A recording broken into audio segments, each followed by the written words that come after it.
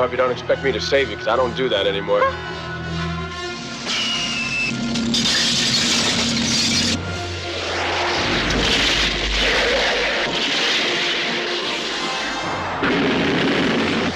He didn't die. I asked you to kill Superman, and you're telling me you couldn't even do that one simple thing. Ah! Alright, Webster, the game. Hey guys, Critical Redemption here, aka Cash, with my third movie review of Superman 3 in the trilogy. It's a bird, it's a plane, it's a pile of crap. Considering the standards set by these first two Superman films, Superman 3 is a disappointment, guys. The story's mythic qualities had worn this by the time this film was made, so the makers had to rely on Richard Pryor as their audience grabber. Christopher Reeve plays the reporter superhero as confused guy trying to figure out the dual aspects of his personality, but get this, deciding to give up doing nice things for the world, he takes up with an old girl from Lana Lang, played by Annette O'Toole, if I'm pronouncing that right. But he finally gets his act together when bad guy Ross Webster, played by Robert Vaughn, and computer whiz Gus Gorman, played by Pryor, trying to use corporate holdings to take over the world. The result is a tired gag fest with fight scenes that owe more to a video game technology than the Man of Steel superpowers.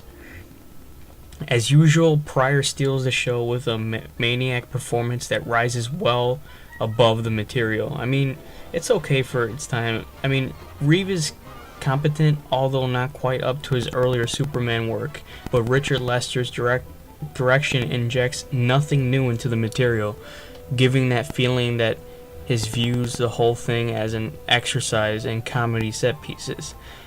After all, Lois Lane discovered Clark Kent's identity in Superman 2: The Legends Lost. I also want to say, what a sad fall from grace, guys. I mean, make that a plummet. One that's faster than a speeding bullet. If there's one good thing about Superman 3, it's that its clunky mess forces us to really appreciate the Superman series' first director, Richard Donner. Donner gave Superman the movie its meteorious style and class, then provided the good parts of Superman 2. Yet, listen to this, he still had to fight his producers, the notorious Scad Kids, tooth and nail to hoist the Superman saga above camp silliness, embodying all the wrong things people associate with that comic book crap. He succeeded with Superman the movie, but then hard-fought victory cost him his job directing its sequel. With 2/3 of Superman 2 in the can, and he was graciously fired, Donner and him replaced with Richard Lester, who dismantled much of Donner's work and resculpted Superman 2 into a less dignified version. Marlon Brando, Gene Hackman, and composer John Williams, in protest, refused to return to work with Lester. Margot Kidder, without their powerhouse influence, could but complain bitterly about how Donner was treated. And I do agree with her. I mean, he was treated unfairly, if you guys have read some articles in the past. While still a pretty good movie due to the presence of Donner's earlier influence, Superman 2 became a successfully diminished project, in my opinion, under Lester's hand. It wasn't until our subject here, Superman 3, fully directed by Lester under the blessings, that we can witness what the first movie could have been had Donner not saved it from the forces of mediocrity and insults to the audience intelligence. Listen to this, for Superman 3 is a both mediocre and offense to our brains, imagination, and patience. Now retooling the series into unfunny, low comedy, the script feels written for no one above the age of 9, and a lot of 9-year-olds could agree with me. As a production, it looks cheaply made and thrown together. Worst is, it's a mean-spirited piece of work. Lester, who generally improved the human condition with a hard day's night, carries the whole thing with cynical who gives a crap disregard. Well known for goony British senior of humor, here he attempts at a slapstick are only painful, and even gets worse.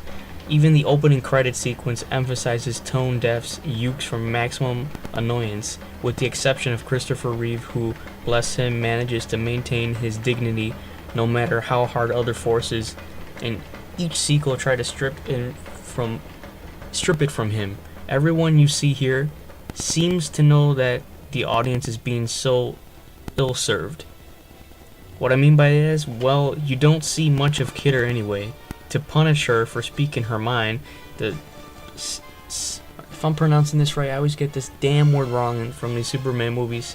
Sal Kid shipped Lois Lane out of the story by sending her to Bermuda, which here is said to be in the Caribbean. Maybe this is Bizarro Earth? I don't know. The patchwork plot feels cobbled together from 3 or more discarded script treatments. Robert Vaughn's dual megamaniac villain comes with a Lucius evil mastermind scheme that descends into a scene stolen from the Mexican horror cheapy Robot versus the Aztec Mummy. Haha, laugh it up. Go ahead.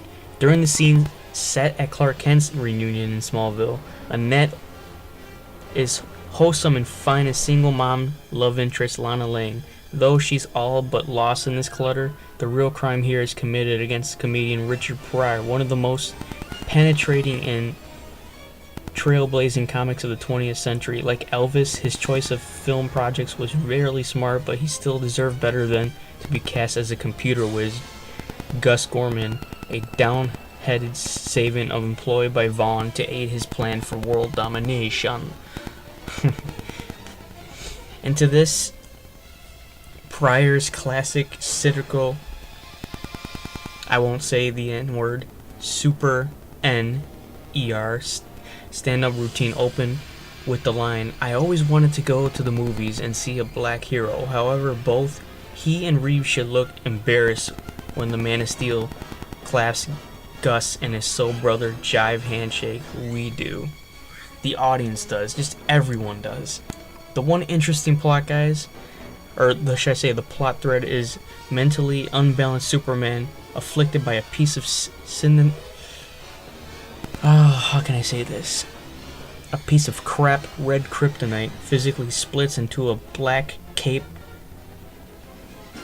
ubermess battling his Clark Kent persona, and he fails to live up to his potential because no attempt is made to explore its greater possibilities in this film. Another thing I also want to say is when the same scenario appeared in the year 1962 issue of Action Comics, it was handled with greater interest and imagination. As in this, but less black-hearted, final follow-up, Superman 4 somehow rises above that crap. But this is the film that guaranteed he'd never fly high again, guys. I hate to bash on this movie, but it is truly a piece of crap. It's like worse than Batman and Robin. Besides the bat nipples. That makes Batman and Robin even worse. But overall, this film is a piece of crap. This does not have to be in your Superman collection whatsoever. Superman 1 and 2 are another question. But this film, no, it's a piece of crap. You could get away with not watching the Superman film. So, final verdict for this film, guys, and my final opinion, it's a piece of crap. Do not own it. If you're a Superman fan, God bless you guys. I couldn't sit through this film. 5 out of 5 stars, I'd give it 1 out of 5. Final verdict, it's a bird, it's a plane. I love saying that phrase. It's Superman gone to crap. I will talk to you guys later. This is Cash with another movie review. Stick around for Superman 4 the review coming up in the next few days. And yeah, peace out.